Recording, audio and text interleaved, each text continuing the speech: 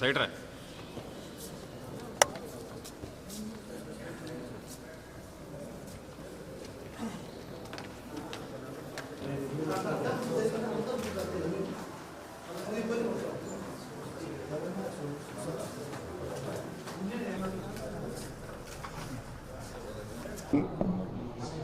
అనేక ప్రజా సమస్యలపైన ఇవాళ కలెక్టర్ గారితో భేటీ కావడం జరిగింది.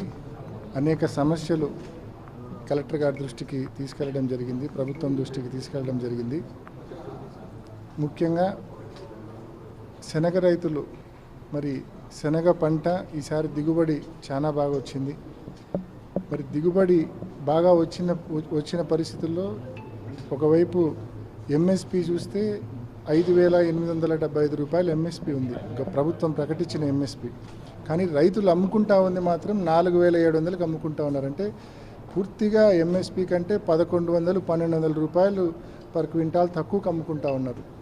సో ఇమ్మీడియట్గా మరి రైతుల చేతిలో ఇప్పుడు ప్రస్తుతానికైతే పంట ఉంది. ఇంకా ఇది రోజులు గడిచే కొద్దీ ఇప్పటికే ఒక 20-25% ఆఫ్ ద పంట రైతుల చేతి నుంచి దళారులు కొనుక్కోవడం జరిగింది. ఇంకా రోజులు గడిచే కొద్దీ రైతులు నిల్వ చేసుకోలేరు కాబట్టి పంట అంతా అమ్మేస్తారు, తక్కువ రేటుకి అమ్మే పరిస్థితి ఉంది.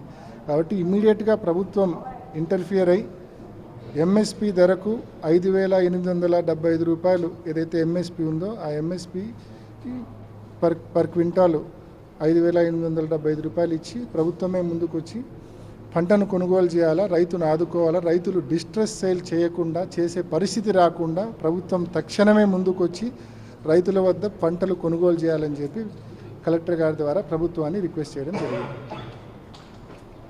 ప్రయోజనం చేకూరుస్తున్నాం అంటారు. బట్ బేసికల్గా ఒక ఫండమెంటల్ క్వశ్చన్, ఎందుకు రాయలసీమ ఎత్తిపోతల పథకం అనేది ఇంపార్టెంట్ అంటే, ఎందుకు రాయలసీమ ఎత్తిపోతల పథకం అనేది ప్రతి రైతుకు కూడా ఒక సెంటిమెంట్తో కూడుకుందంటే కనుక, ఒకవైపు తెలంగాణ ప్రభుత్వం అటువైపు లెఫ్ట్ సైడ్ నుంచి ముబ్బడిగా నీళ్లు తీసుకునే పరిస్థితి ఉంది. మనకేమో 854 అడుగులకు వచ్చేది కేవలం 7,000, 885 ఫీట్ లెవెల్ ఉంటేనే మనకు 44,000 క్యూసెక్కులు డ్రా చేసుకునే పరిస్థితి మనకు ఉంటుంది.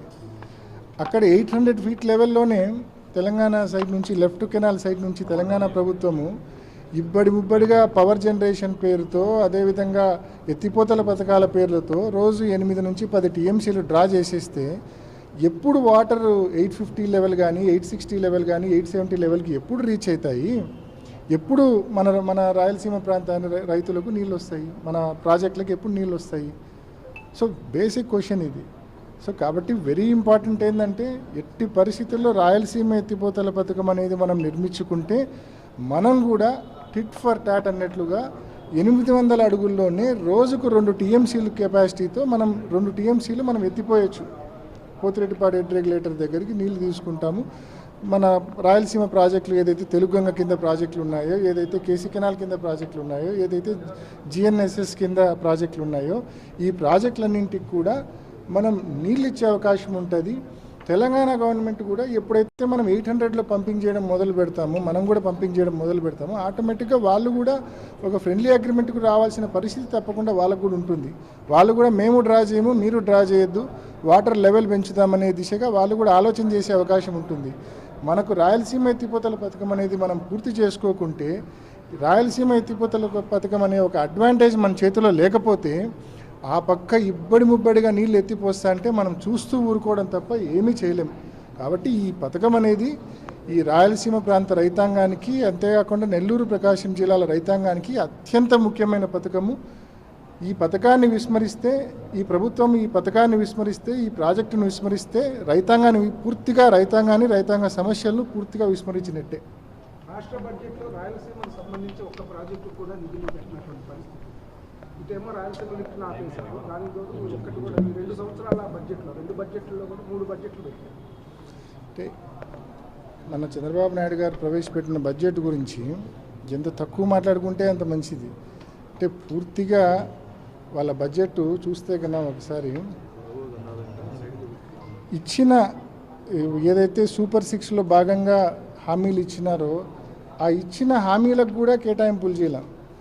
ఒక పక్క 18 ఏళ్ళు వయసు దాటితే నెలకు 1500 చొప్పున ఏడాదికి 18,000 రూపాయలు ప్రతి మహిళకి ఇస్తామని చెప్పినారు. దాదాపు 2 సంవత్సరాలు వస్తుంది. ఇప్పటికీ ఒక్క మహిళకు కూడా 18,000 రూపాయలు వచ్చింది లేదు. బడ్జెట్లో ఒక రూపాయి కేటాయింపు లేదు. నిరుద్యోగులకు ఉద్యోగం ఇస్తాం, లేకుంటే నెలకు 3,000 డబ్బు ఇస్తాం, నిరుద్యోగ వృత్తి ఇస్తామని చెప్పినారు. యువతకు హామీ ఇచ్చారు. ఒక్క రూపాయి బడ్జెట్లో దాని మీద కేటాయింపు లేదు. 50 ఏళ్ళకే పెన్షన్ ఇస్తామని చెప్పినారు. మరి 50 ఏళ్ళకి పెన్షన్ ఇవ్వాలంటే పెన్షన్కు ఉన్న కేటాయింపులు పెంచాలా? ఒక్క రూపాయి అదనంగా కేటాయించకపోగా ఇంకా కేటాయింపులు తగ్గించారు.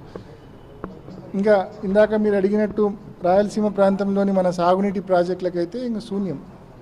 రాయలసీమ ఎత్తిపోతల పథకానికి కేటాయింపులు లేవు. రాయలసీమ ప్రాంతంలోని ప్రాజెక్టులకు కూడా పెద్దగా కేటాయింపులు లేని పరిస్థితి మనం చూస్తూ ఉన్నాం. కాబట్టి కేవలం ఇది ప్రజలను మభ్యపెట్టే బడ్జెట్ తప్ప మరొకటి కాదు ఇది.